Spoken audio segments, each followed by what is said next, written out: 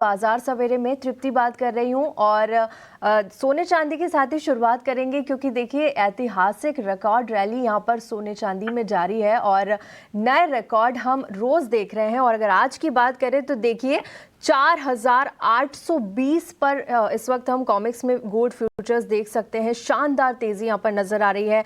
Silver में हमने सुबह देखा था 95 के लेवल्स क्रॉस हो गए थे। फिलहाल हल्का दबाव है, 93 के लेवल पर ये कारोबार करता हुआ नजर आ रहा है। क्या अब यहां से आगे निवेशकों को सलाह होगी सोने और चांदी के लिए?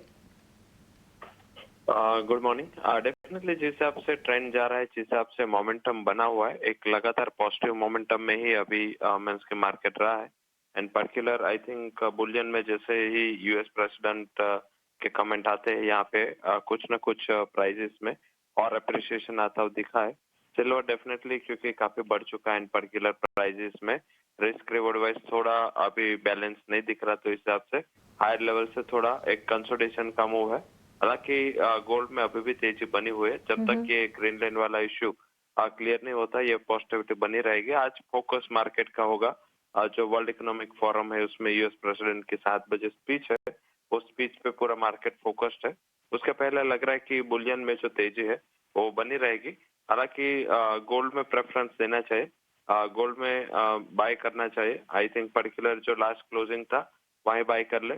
स्टॉप लॉस लगा है 149,200 का एंड 1,52,000 तक के टारगेट यहाँ पे आते हुए दिख सकते हैं। सिल्वर थोड़ा वोल्टाइल है, इस हिसाब से मुझे लग रहा है कि अगर सिल्वर का फ्लेवर चाहे तो बुलडेक्स को यूज करें, क्योंकि वो गोल्ड एंड सिल्वर दोनों का कॉम्बिनेशन है। एंड बुलडेक्स एक मीन्स के जैसे इक्विटी में निफ्टी सेंसेक्स है, ऐसे गोल्ड एंड सिल्वर का ये कॉम्बिनेशन वाला इंडेक्स है।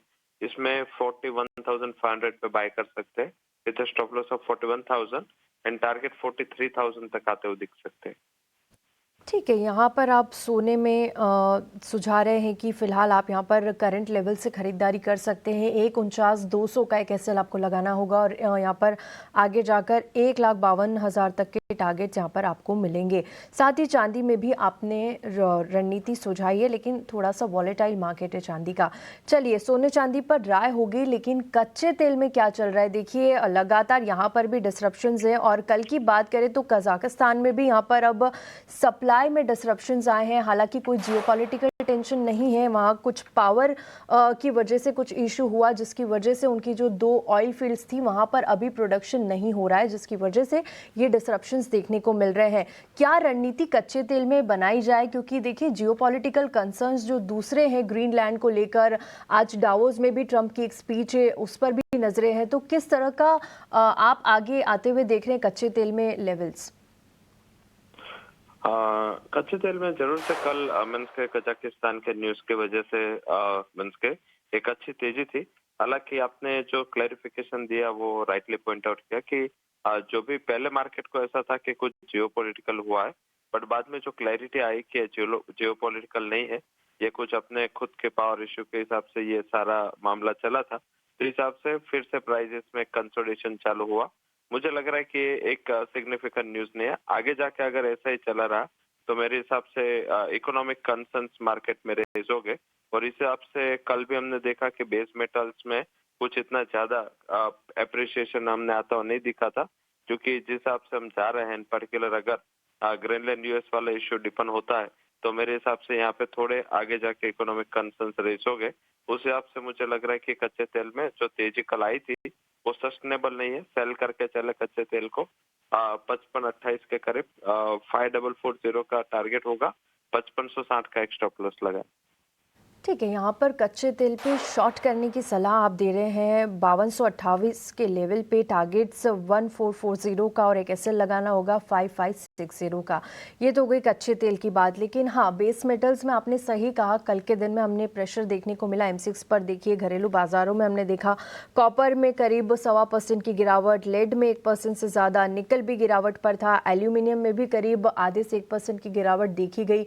क्या रणनीति बेस मेटल्स में अब यहाँ से बनाना चाहिए और किस पर बुलिश रहेंगे आप? Copper, aluminium, zinc? जैसे कल गिरावट थी, हालांकि डॉलर इंडेक्स 98 के करीब आ चुका है, तो मुझे लग रहा है कि वो आपको एक अच्छा सपोर्ट यहाँ पे प्रोवाइड करता हुआ दिखेगा और लोअर लेवल से बेस मेटल में रिकवरी दिखनी चाहिए। एंड सबसे अच्छा सपोर्ट आई थिंक कॉपर में। एंड आज देखे तो सुबह में चाइना के मार्केट पे एक रिलीफ के साथ ओपन हुए।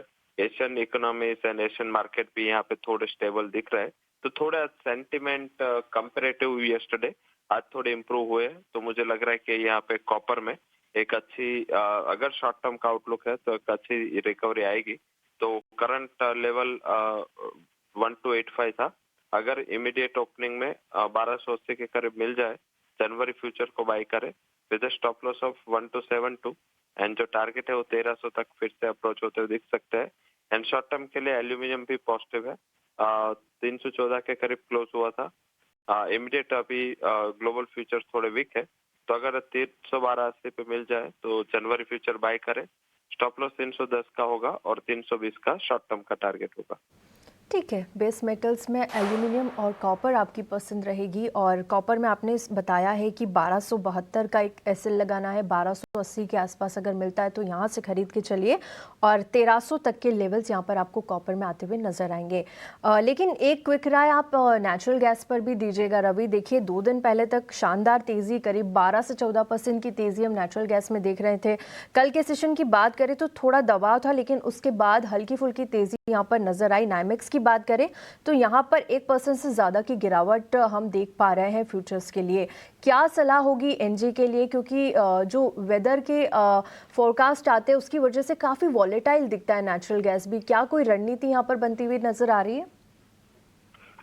जैसे अभी वेदर वर्सेस इन्वेंट्री वाला खेल चलता है, जब भी यहाँ पे सीजनलिटी का मीन्स का माहौल बनता है विंटर में, तो आई थिंक यही यहाँ पे चल रहा है कि एक रिपोर्ट अच्छा एक रिपोर्ट खराब, तो इस हिसाब से प्राइजेस में वोलेटिलिटी है। हालांकि जो लास्ट वीक का वेदर रिपोर्ट था वो थोड़ा फेवरेबल दिखा था, एंड अगर कल इन्वेंट्री के डेटा प्रोटेक्टिव आते हैं तो मुझे लग रहा है कि आज गिरावट के साथ तो ओपन होगा, बट ज्यादा सस्टेनेबल नहीं है।